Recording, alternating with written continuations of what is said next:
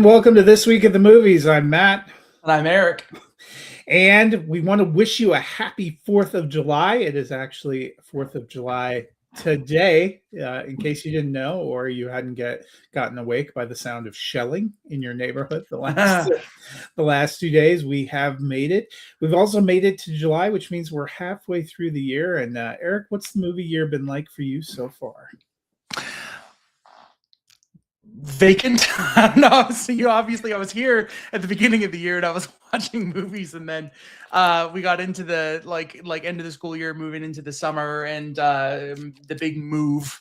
So I've seen more than I thought. I think I realized earlier this year that there was going to be this kind of dry spell of big releases, and I think I timed it pretty well.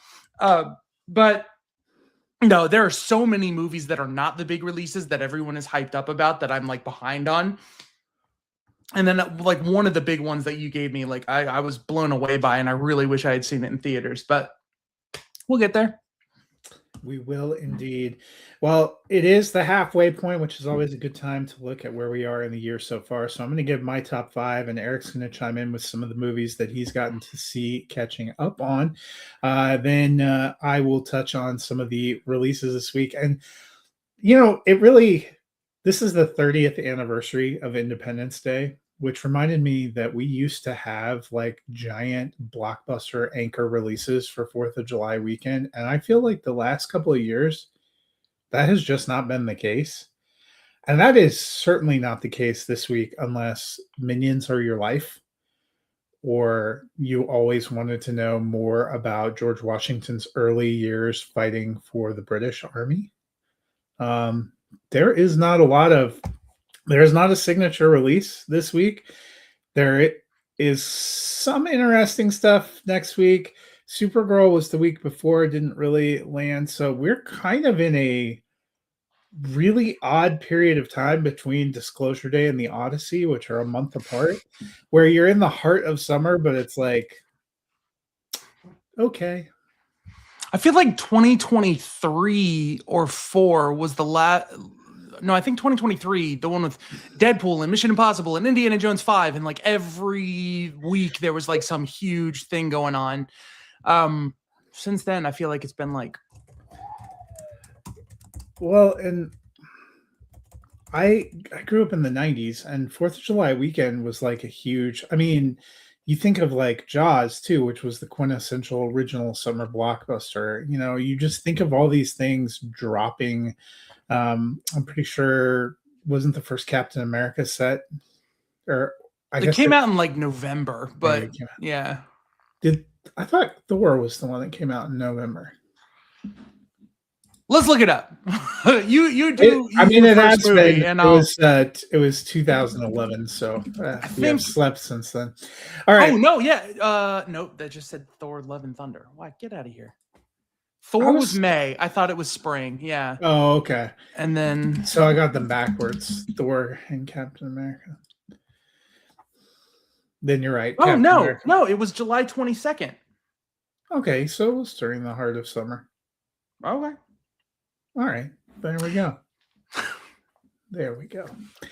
All right. Well, I'm going to dive in. I'm going to do my top 5. I'm going to count back from 5 to 1. Number 5 for me was a summer release. This one kind of sat between Memorial Day weekend and D-Day, which made a little bit of sense. And that is the movie Pressure, a World War II set film. It is about...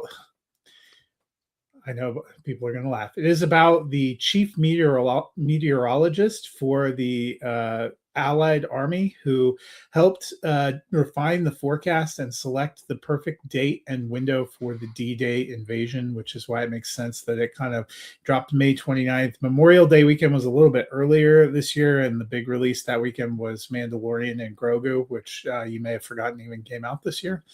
Starring Martin Scorsese.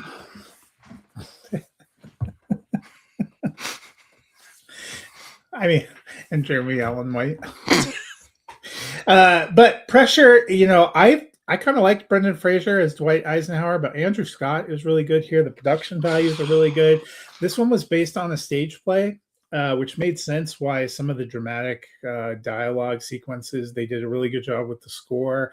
And they made a movie that is essentially about meteorology and war work. I saw this on a preview screening actually on Memorial Day, Monday, with my parents, and we all had a good time. And I know people may have skipped this one, didn't think this was in their bag. I'm telling you, it worked really well. I really enjoyed it. Dude, I haven't seen it yet, but Andrew Scott, if he's interested in the project enough to do it, I don't know. He has like a stamp. Like, I trust his thing. Like, it's not that he necessarily always is the best performer, but like, from the little bit that I know about him as like an artist and watching some of his stage work and stuff like that, he's just like, if he's gonna do it, like, I don't think he's very interested in being famous or anything like that. There's just gonna be some kind of thing that caught him.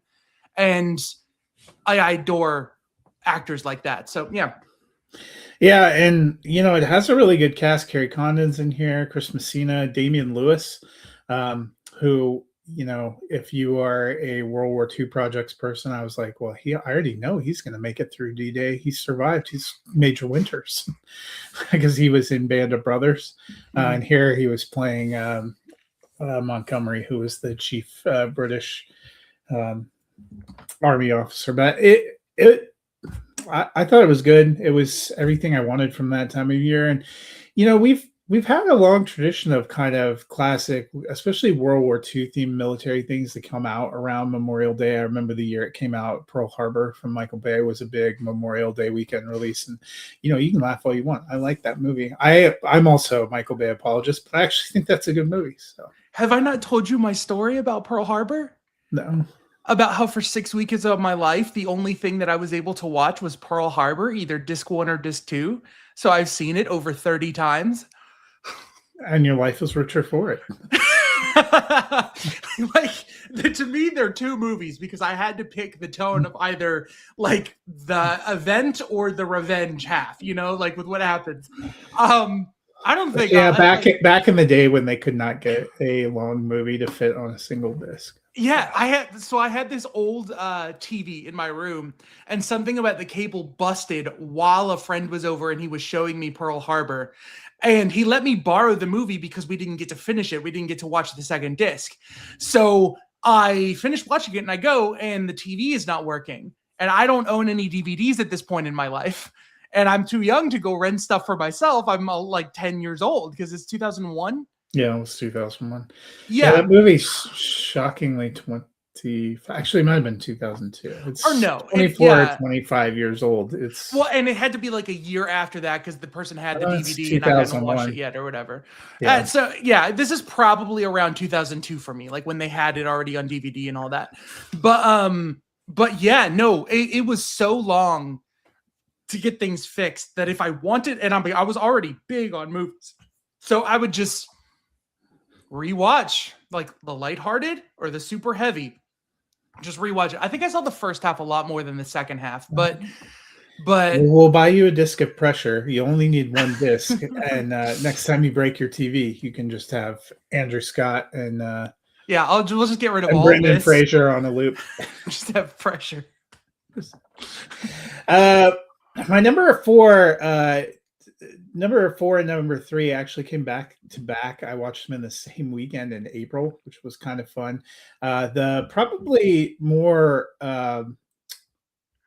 publicly marketed film is Michael, which is the biopic of Michael Jackson, or now the first biopic because they're making a sequel because making the movie and managing to avoid any of the really controversial parts of his life just didn't sit well with them. And now I don't know what you have left for the second one other than to go headlong into things that are just not going to be great. I thought Jafar Jackson, who's pictured here, was incredible. Should still be remembered when we're talking about best performances of 2026 so far. Coleman Domingo is great as Michael's father, Joe. Not a great man, but it was a great performance. Giuliano Valdi, who played young Michael, was pretty impressive. the big stage presentation and sequences. This is another one I saw with my mom. Maybe this list is only going to be things I saw with my mom. No, I'm just kidding. These are the only two. So that made this part of the list. Next week's episode, movies we've only seen with our mom. Well, weirdly, I would get to put The Big Lebowski on there. Anyways, one of mine would be A Million Ways to Die in the West. Oh no. Okay. I actually think we went and saw Borat together too. So yeah, we've seen some interesting things, but late, she has been my theater partner to watch biopics of musicians. We saw Bruce Springsteen together. We saw another one together, and we saw Michael when it came out. I think both of us really blown away by the stage production. This one pretty close to crossing $1 billion, which is a big landmark. Oh, yeah. The number 2 highest grossing film of the year so far. The number 1 highest grossing film of the year so far is not on this list, and really not in any list for me, and that would be Super Mario Galaxy. It's a movie that exists. That's all I have to say about that, as Forrest Gump would say.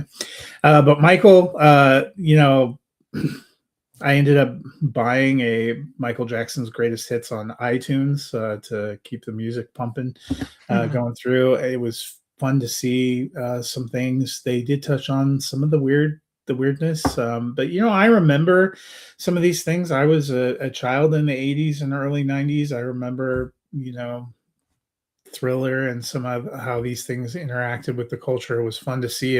This one really picks up in the 60s and goes, I think the final one is when he's doing the Bad tour. So they really managed to keep it confined to a pretty tight time window. I don't know that I think it needed a sequel, and I perfectly understand if you didn't want to watch this movie because you still don't know how you feel about him as a person, or about some of the things in his life. And it certainly doesn't address those, which I thought legally they weren't allowed to address those. So again, how are they making a sequel? And it certainly covers some things up. Like if you were to watch Michael, you would just assume that Janet Jackson was removed from the timeline because she was the one Jackson who did not grant permission to have her likeness used. So they just pretend as if she was never born. She is not a part of any. And so there are some weird things. I'm not saying there aren't, but there was some scope and spectacle here, and there were some performances here that were really good, and it was a fun time at the movies.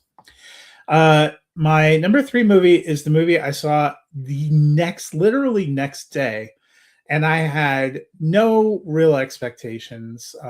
If you watch the episode I did about Mother Mary, you know that I said that David Lowery films in the past, I've appreciated the craft, I've appreciated some things about them, but none of them have ever really resonated with me. And the trailer and everything for this, I was like, yeah, that's not going to be my jam. Could not have been more wrong, as you can see now. I think there's a good chance this ends up in my top 10 for the whole year. I had some incredible stage and music sequences. I think that rivaled what we saw in Michael, and Michael was all about doing these stage productions. They did that, but what I loved about this is you could go from something that felt as intimate as a stage play brought to the screen to something that was massive in scope, and it all fit together. There were ghost story elements, but Michaela Cole and Anne Hathaway are sublime. Both of them I have up as my leading actresses for the year so far.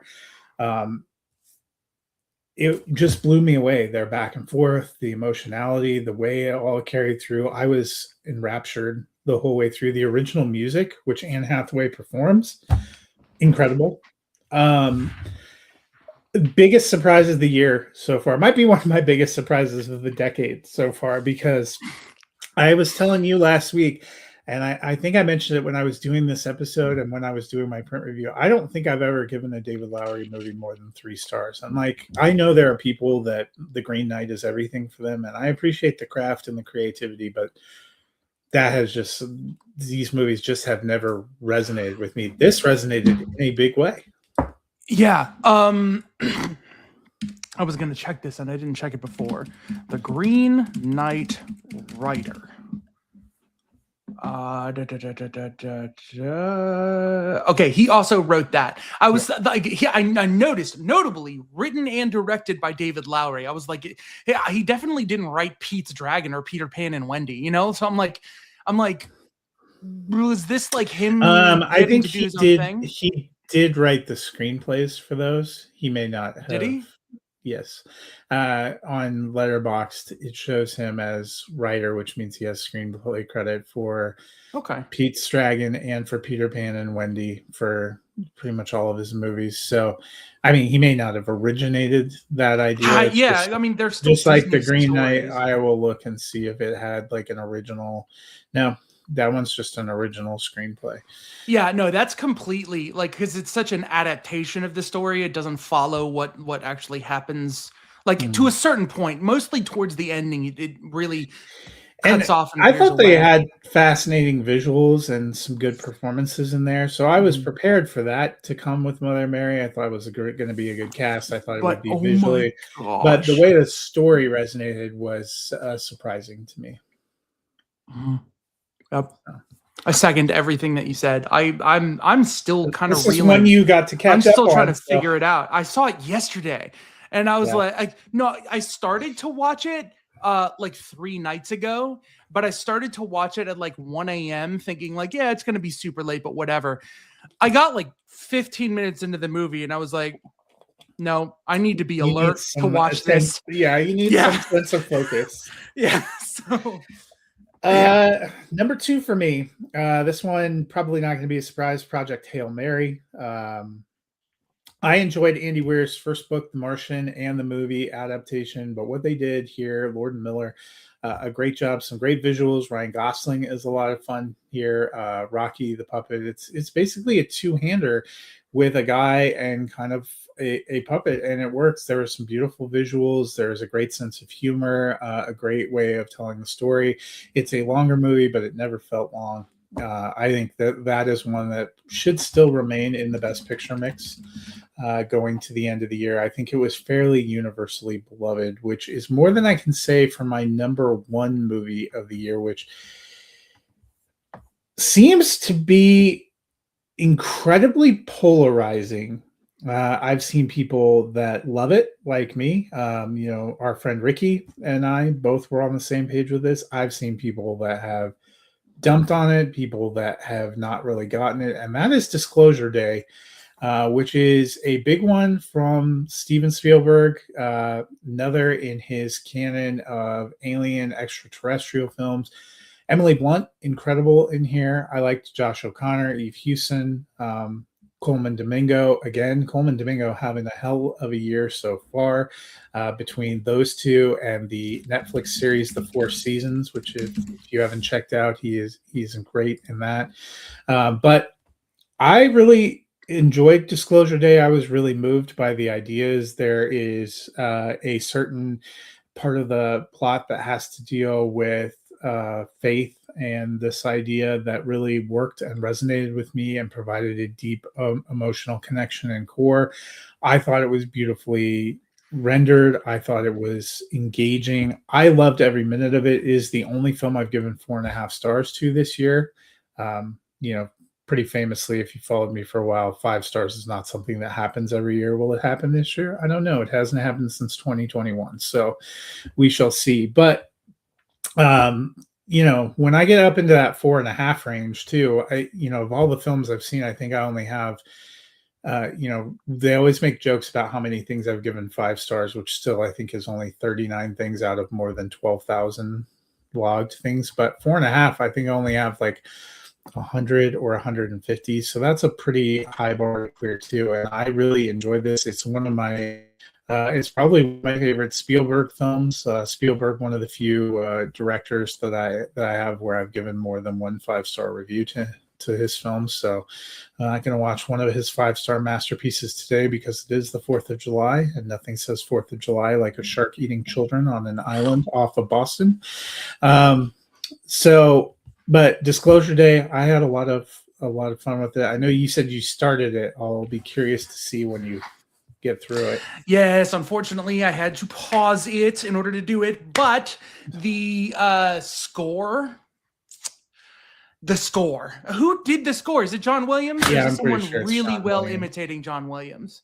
No, I'm 'Cause pretty sure it's John Williams. Supposedly he was going to retire after Indiana Jones 5. I think he only does stuff with Spielberg, but Yeah. let's look. I would be surprised if it's not. Let's see. Need all the credits. They make it so easy to find things. Yeah, I think so far from what I've seen, like because I've seen such a more limited pool, but still I think there were some heavy hitters in here. John Williams. Yeah, my top 5 movies of the year is Project Hail Mary #1, Obsession #2, Mother Mary. I still have to settle on that, but it might be #3. And then I was just looking. There are some good like Wuthering Heights is #5, and I know that's like on the low end. Like so many people are like very down on Wuthering Heights, but there were quite a few people that liked it. I think at the beginning of the year, yeah, Ricky really liked it too. I was more down on it. Yeah, I can't remember. I had one locked in here that was technically from this year. Oh, I think The Bride. That's another one that I'm like. I think I'm very in a small group. I know you really like The Bride, but it still like didn't work in some ways. I liked it okay. I thought from a technical and achievement standpoint, my position more on The Bride is I don't understand the hate that it got. Like, yes, is it good? Will it end up on a top 10 list for me? No, it didn't when it came out, but I didn't think it was that bad. Obsession is probably the same way for me. I thought there were elements of it that are good, but I'm that and Backrooms are 2 movies that have gone wild this summer that I have been just kind of mid on. Okay. I thought they were fine, but I think not my jam, I guess. The thing about Obsession for me, I really like Obsession. I really think it's up there with the horror movies that I've seen of all time. But it's hard to tell because some of the appeal of these movies is the story behind the scenes of the uprising of this new generation of voices and them coming from, this online presence and this narrative that started with Shelby Oaks, Iron Lung, Obsession, Backrooms, all this stuff that's coming out. So it's really hard because like you love to see like young new talent and think like, oh, the future of movies is bright and like this kind of thing. It's hard to divorce that with just the content of the movie. But I think her name Indy Neverett. Yeah, she's phenomenal. I think as far as being bold enough to just put your best friend who's in all your skits in a leading role in your movie or like a supporting role in your movie, I still think Cooper Tomlinson does like a very good job. And the lead, that guy having to thread the needle of being sympathetic and being kind of a monster, like Obsession is like I am terrified to rewatch it, but also really badly want to rewatch it. So yeah, I think it's just not my. I think there's a thread of horror that has kind of missed you a little bit with like Bring Her Back, Talk to Me. Like I liked it better than those. That Bring Her Back movie. I have strong issues with Talk to Me. Talk to Me, never again. Yeah. Those. I Bring Her Back. I legitimately, that one to me is like, I've seen it. It really messed with me. So I'm not rewatching it. Like it's going to take me a long time to want to rewatch it. Yeah. So that certainly might be the case. Like, I don't know. That's fine. We don't all have to be on the same. It kind of reminds me of the discourse that was around 28 years later last year. Like I thought some things in that were interesting, but that's literally a movie I think I gave 1.5 stars. That was decidedly just hell no for me. And some people just had it in their top 5 of the year. And that was one of my favorites. And it was not. Yeah. Well, and people like what they like. Like I'm sure somebody's sitting out there going, pressure. Oh, are you an 80-year-old man? I might be. I also have 6 weather apps on my phone. So like if you told me World War II history mixed with meteorology, that probably I'm in that narrow band of target demographic. along with my parents apparently. Mhm. But you know, Project people Hail like Mary. different things. Yeah. Absolutely. But before I forget, Project Hail Mary up there like 100% is my number one. I'm gonna need more time on a later episode, probably towards the end of the year, because I really feel like that's gonna hold at my number one spot. It's gonna be very hard to knock it out. So I'll talk longer about that later. But just in short, just a narrative that's completely based around problem solving. Like I never saw The Martian, so I don't know, I don't have like a frame of reference for something that quite has this level of hopefulness in the way that movies have been coming out that are kind of like The Running Man or The Long Walk, that have this sort of staple of like it's time to succumb to the darkness and overthrow everything. To have such a yes, the world is like near the end, but like what are we going to do about it? Let's think proactively as a like there's just something so comforting and so grand about that movie. But anyways, Yeah, and so it'll be interesting to see where we end up for the rest of the year. I know there were a couple of movies you wanted to highlight that you have seen in your catch up that you had fun with. yeah. So I'll talk about them in order that I saw them. So I watched Send Help with Curtis from This Film Not Rated.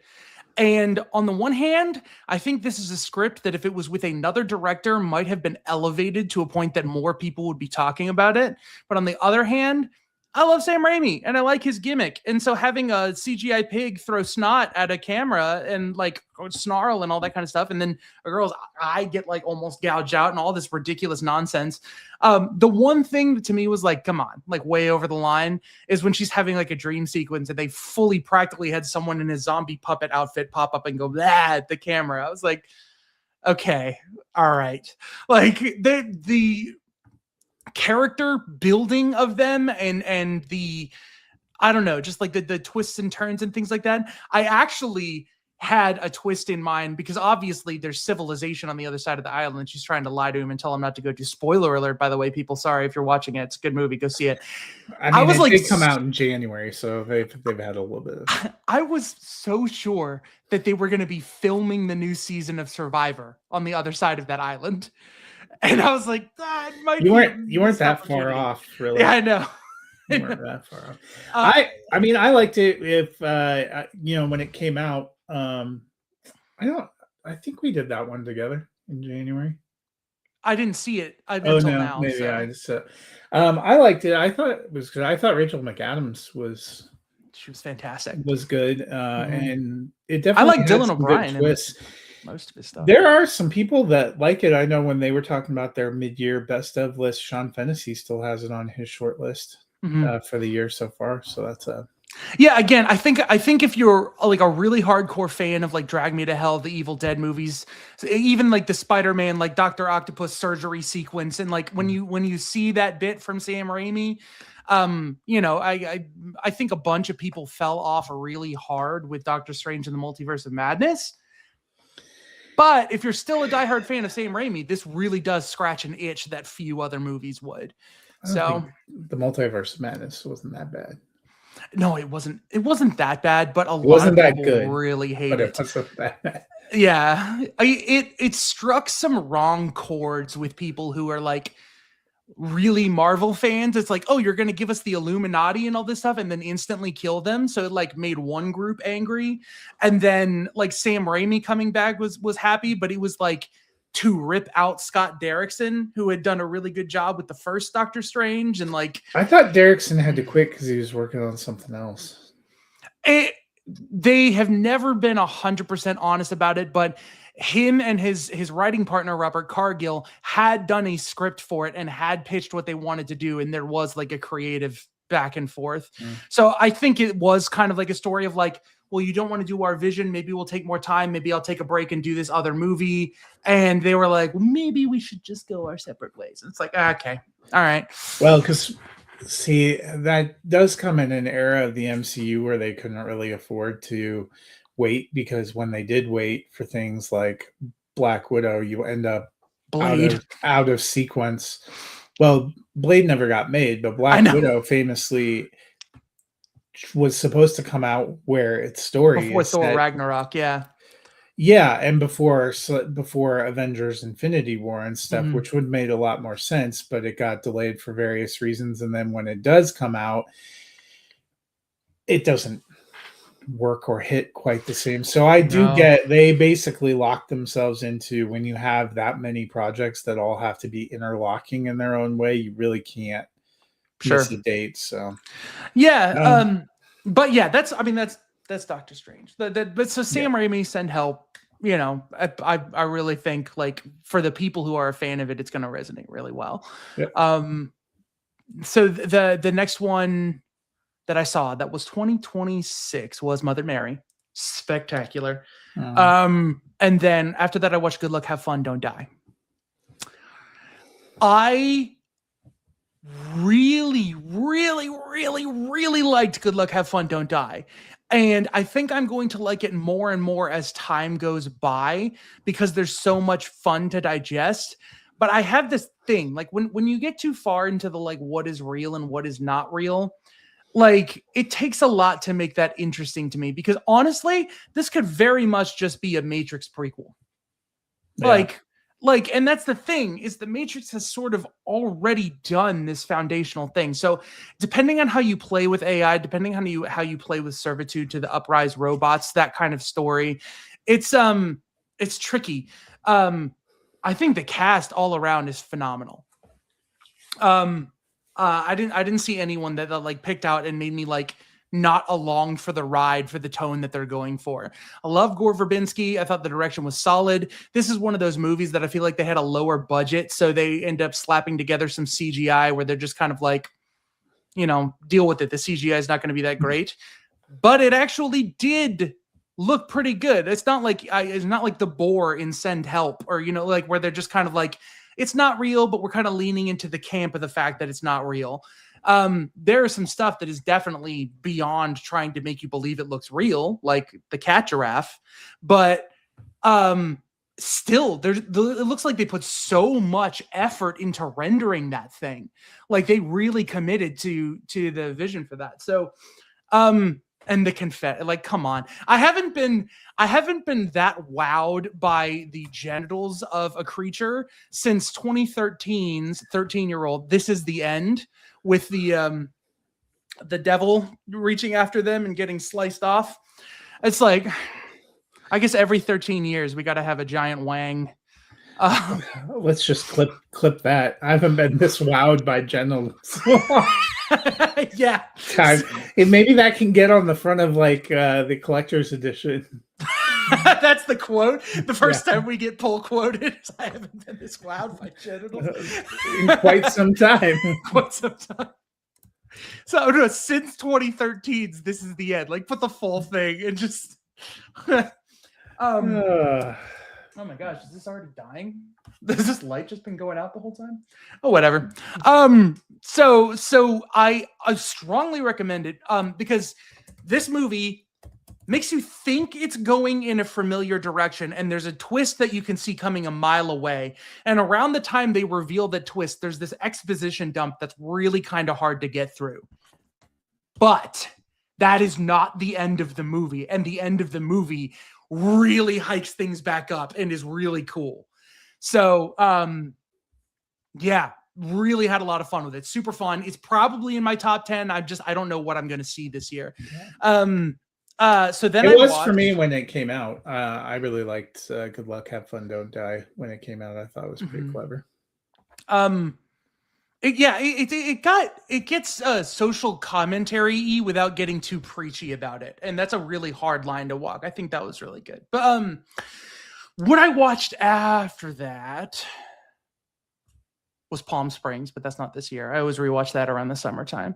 And then no, I think that brings me to Disclosure Day. You're missing one that I pulled a creepy thing for you. No, I watched this one after. Yes, Undertone.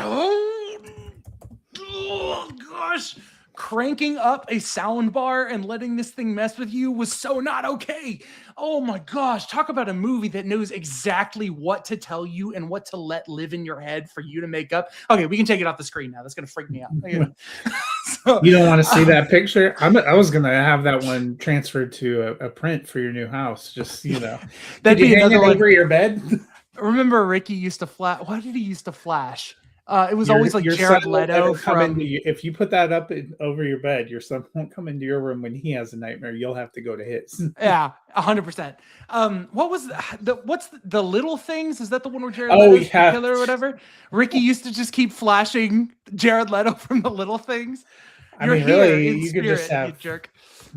You could just have Jared Leto from anything.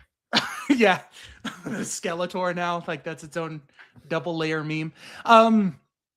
So Undertone is the trailers, no matter how much the trailers seem like they're spoiling Undertone, they're not. And I really want people to go in blind because I think it's so cool that the movie sells itself on like, wait for this, the sound design, the scares, the stuff like that. It's going to get to you because the actual movie is so much more deeper and psychological. And like no matter how far this goes into the supernatural, there's always one foot in, is this all psychological? And it's so satisfying. Like that. Plain direction, very simple. You never leave one location. It's the house the whole time. What they choose to show you and what they choose to not show you, particularly with her mother, like right towards the end of the movie, is like this director really knows how an audience is going to react. They have a really strong grasp on how horror plays to someone who's watching it and what information you need and don't need. Undertone was spectacular. And I think I actually confused that. I think that's actually my number 4. It's just so new. It's really hard to watch a movie in 24 hours and be like, well, that's in my top 10. Like it's hard to tell sometimes without going back to some movies and seeing like what you appreciate about it. Update your rankings in your Letterboxd list as you're leaving the theater. I should. I think I'm going to get harder. By the way, you say his name, you summon him. Yeah. Jared Leto's never looked better. What is Skeletor? This is the natural. This is the natural evolution from Morbius. Yeah. It really actually kind of is with the upturned nose and the cheeks. And I think he also has red eyes that then turns into yeah he does. Yep, the natural evolution. Probably a little more fun than Morbius was, but and it definitely ripped. Mm-hmm. Although I that's one of those costumes. I'm curious behind the magic. Was he ever actually on the set in anything? Is he wearing a bodysuit? Yeah, probably not. Yeah. Whatever. Well, I will go over a couple of the new releases, but first, explain a movie plot poorly. I'm going to give you the clue and then let you think about it while I talk about some friendly yellow friends. A woman gives her friends diarrhea. Got it. And? Bridesmaids. It is Bridesmaids. I thought that was a good one for summer. Mm-hmm. Yeah. The hint is there's a wedding, but I don't know if you would have needed the hint. It made me laugh. Yeah. The big releases this week, the biggest of them is Minions and Monsters. This is the 3rd standalone Minions film. It's the 7th film in this franchise that dates back 16 years now to 2010. They were first introduced in Despicable Me. There's been 4 Despicable Me movies. As I mentioned, the 3rd standalone Minions movie. Is it the 3rd or 4th? I thought Rise of Gru was the 3rd. Or is that the 2nd? I only saw Minions and then Minions Rise of Gru and then Minions and Monsters. Yeah. Okay. I know there's been a lot of Minions shorts. So like in terms of projects the Minions have been in, you need more than 2 hands worth of fingers. But the Minions, I've always thought they were fun. I thought they were the most fun part for me of Despicable Me, which is a movie that I like but don't love. But to me, they always worked better in supporting roles. When they had the first Minions movie, I was like, oh yeah, that might be fun. And then you watch it and you're like, oh yeah, it's like a Saturday Night Live skit that they made a feature-length film. It is fun for 20 minutes. And then you are like, oh, I've made a horrible mistake. That's a great way to find it. And I feel like the whole franchise has been diminishing returns for me. And I know I'm a little bit on an island there. There are huge Minions devotees. When we went to Universal Studios Florida last year, there was like a whole Minions land and people were wearing Minions stuff. Adults were wearing Minions stuff. So maybe I'm just not cool enough.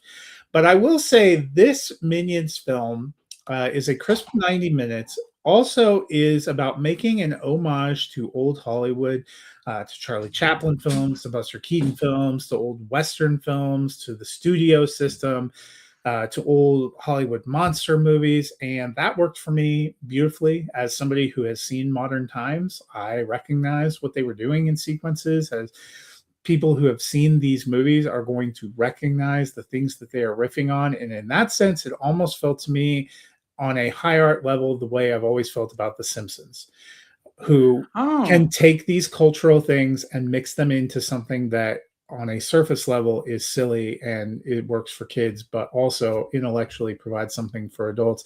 And I was chuckling along. I'm going to tell you, I liked Toy Story 5. I liked this a little bit more, which, you know, if Mother Mary was the shock of the year, this is the corollary shock of the year, because I did not have big expectations, and yet this one was fun. I'm giving it a thumbs up. Good for the whole family. Really good if you are a film buff.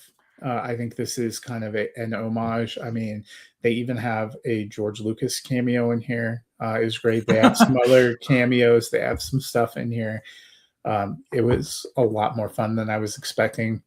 Trey Parker is one of the main voices in here, which should tell you that it is definitely going for something a little touch on the different. If you don't know who Trey Parker is, one of the creators and voices behind South Park.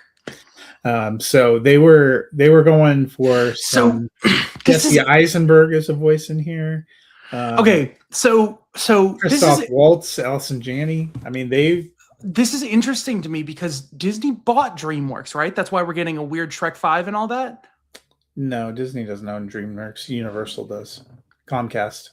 You're right. Yeah. Why does Disney own Shrek now? They don't. They don't? Shrek is part of Universal. Part of DreamWorks. DreamWorks is okay, I might have mixed something up. Universal bought DreamWorks. After Despicable Me 4, we got into this thing about how like they really didn't understand what was appealing about the franchise, and it was really just like kind of a waste of time. Yeah. It is really interesting then for them to be like, let's take a third Minions movie and let's go wild direction with it. Let's get Christoph Waltz. If you have a good original idea, I think it tells me that it's not the franchise, and there's always still going to be limitations to the Minion thing. You're either some of their sight gags, some of the things they do are fun and goofy. They introduce you to a couple of different Minions who were different from the other Minions, and they have some inside Minions jokes. And when they're trying to find the Master Evil, these Minions who are kind of distracted because they like to make art and drawings. I mean, they do a riff on Legos. They end up accidentally like dispatching, this basically makes it seem like the Minions are the greatest serial killer of villains in all of history, which is kind of fun without being kind of too over the line for kids, and that's how they end up in Hollywood. And it's, I don't know, I had fun with it. It was very unexpected, so that is a solid one. Will it end up as the #1 movie of the weekend? I think there's a chance. It opened on Wednesday, but I will tell you, they are making a big push for the other wide release this week, and that is Angel Studios' Young Washington. There is a big push. I will tell you, because I saw this movie last night, that it also ends with a plea for people to pay it forward and to buy tickets for other people to go see it. They want to be the #1 movie of the weekend. It is ironically supposed to be about patriotism and celebrating the 250th anniversary of America, and it is about George Washington, but it's set in the 1750s when George Washington was a British colonialist trying to break in and become an officer in the British Army. That's like his dream, and it's about his early military chops fighting with the colonial militia in the French Indian War. So you're basically watching the French and the British, and at the end, they kind of spin it back to colonial, but it still ends in like 1757. So you are well short of, in case you can't do math, 1775 and 1776 would be the key dates for the founding of the United States. And not that this doesn't inform who George Washington came to be or his military service, but it's an odd, and it's also Angel Studios, which is a faith-based studio. They were the people that were behind Sound of Freedom. They are using the same kind of marketing campaign for young Washington, which is why I know people want to dismiss it. I'm giving it a mild thumbs up. I thought it was entertaining for what it was. And it has some bigger actors. Andy Serkis appears in this. Kelsey Grammer's in it. Mary Louise Parker is in it. I know I'm going to have forgotten somebody who is famous that is in it. None of them are main characters. They all kind of come and go. Oh, Ben Kingsley. Shoot, I forgot Ben Kingsley. Ben Kingsley is in this. Kingsley? Yeah, the Oscar winner among us. I forgot Sir Ben Kingsley. Yeah. I was like, I know there was somebody else. So there are some bigger people that pop in different roles. It comes from John Irwin, who as a director, he's made a lot of faith-based ones. He did I Can Only Imagine. He did I Still Believe. But he also did Underdog, which was the Kurt Warner movie from a couple of years ago that I really liked. So Angel Studios making a big push. They had a couple of trailers for movies they have coming out this year. They have a Christmas theme one called Drummer Boy, which also looks like Revolutionary War set. They have one about the founding of the Hershey Chocolate Empire that has Alexandra Daddario and I can't remember the actor right now, but somebody who is in all these Ryan Murphy productions. I was like, this is such a jag from what I was expecting. So I thought the movie was decent. The crowd seemed to have fun. It does feel somewhat patriotic for 4th of July weekend, even if it's not. It is about the British and the French fighting over territory that belonged to Native Americans in Ohio in the 1700s. So probably nothing more American than that. And then the last new movie I will mention is a Netflix streamer that is Enola Holmes 3. This is the third in the franchise that focuses on Enola, the younger sister of Sherlock Holmes. Henry Cavill is back as Sherlock Holmes in this, Millie Bobby Brown as Enola Holmes, Helena Bonham Carter as their mother. These are films that I've enjoyed. I know some people don't like them, and to those people I say, watch what you want to watch. Yeah. I did not think this one was quite as good as the other two. This one takes place all on the island of Malta.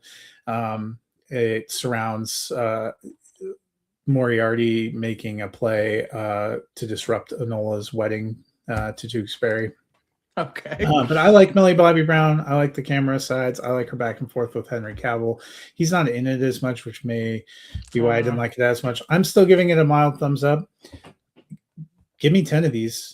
But I am a Sherlock Holmes fan. Cool. Yeah. So do I think, will this ever be on the top 10 list for me? No.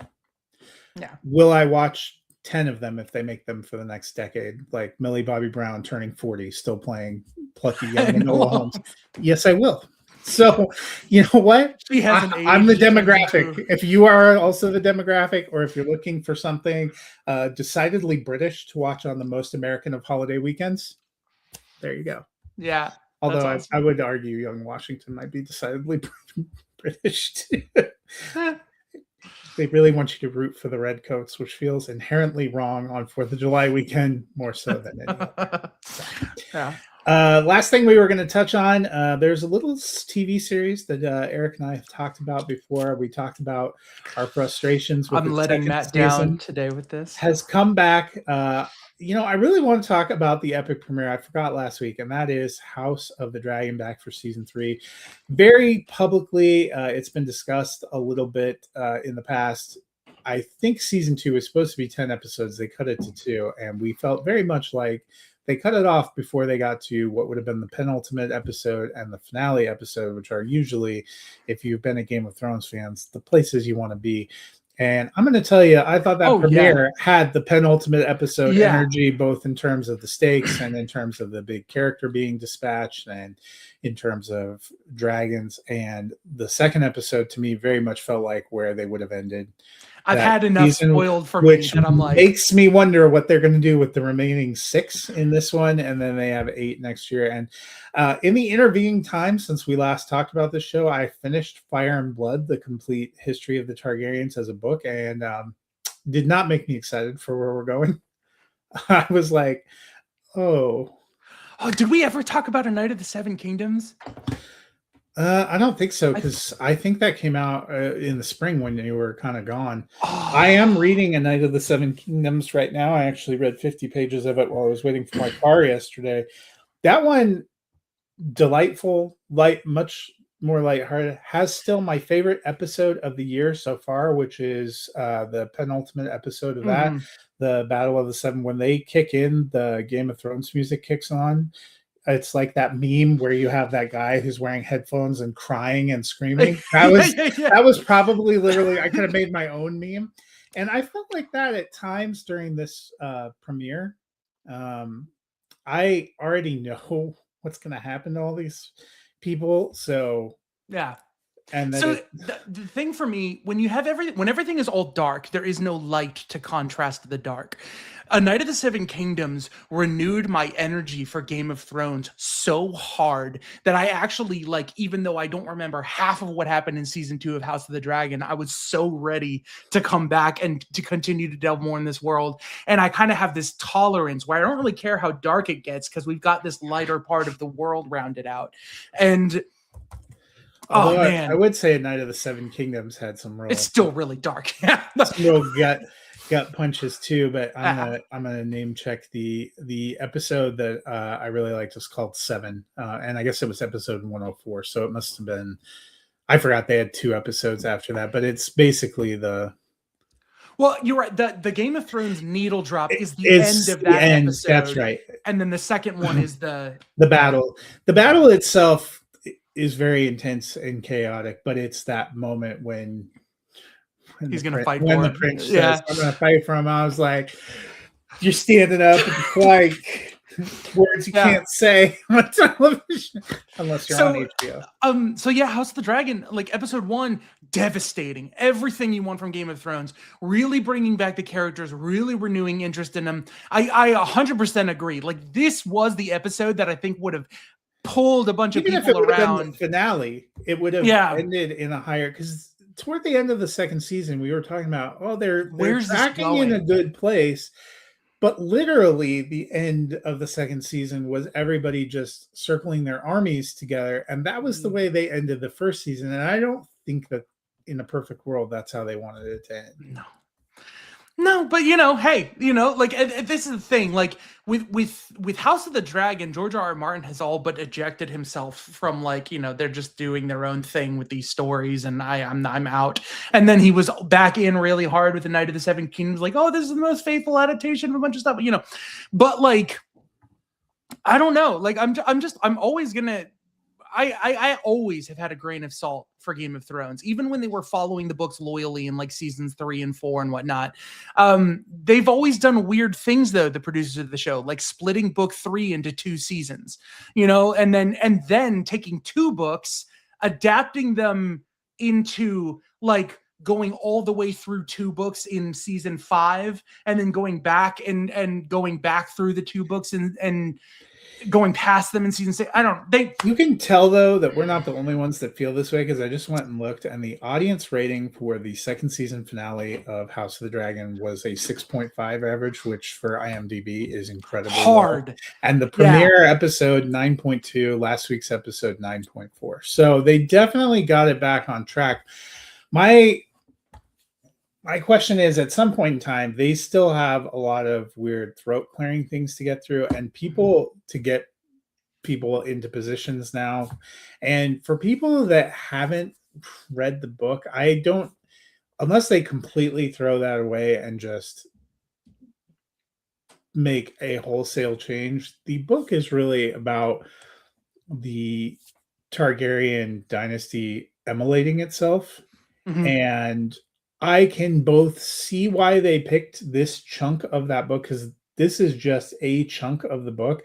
And I wouldn't say it was the happiest or most uplifting chunk of the book. And it got worse as I was going through. I'm like, hey, finally I hit these people, and I was thumbing through, and then it reminds me of, I can't remember which Adam Sandler movie it is, but at the end of him getting sold something, he like, oh, so it's not a happy story. And that is how I felt when I was reading the book. I was like, oh, okay. It's yeah, it's like okay. And so it just gets progressively sadder and grimmer. And It is interesting. My wife has read Fire and Blood, and it is always interesting to me watching these shows with people who have read the books, because you get to see what the writers do with the story to kind of shake things up, so the people who read the books aren't just watching a retread of what it is.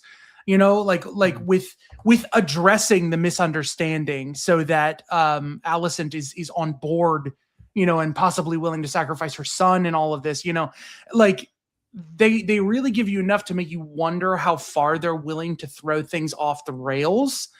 But you know, I think ultimately all of that is just kind of like it's going to end up going where it's going to end up going.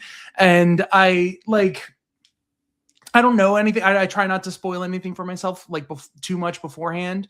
It's just the internet. Like, oh man, I have a rant to go on about Born Again season 3 that is going to be like an entire episode of like hating internet culture and how much spoilers have become like ooh, I have to get traffic for my website, so I'll spoil whatever I can to get clicks. Like, but yeah, like I'm fully invested with where they're going this season. Like I'm 100% back for Game of Thrones. Like, yeah. Yeah, it's been 2 good ones. So I hope they keep it up. I'm be curious. They are right now on a story churn and event pace that I don't know if they can keep that up for 8 episodes. So I imagine we're about to hit like a mid-year lull. The question is, can they end in a strong place again? And that's, you know. Yeah.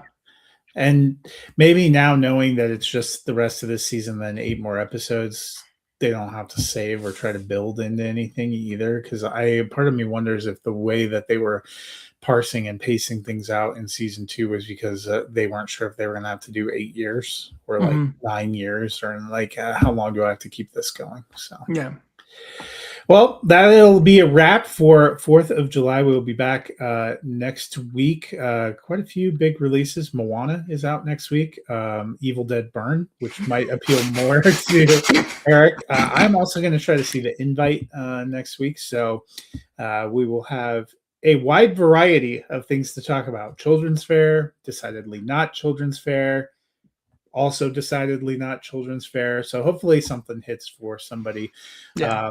But until then, I hope you guys have a wonderful 4th of July, and we will see you at the movies.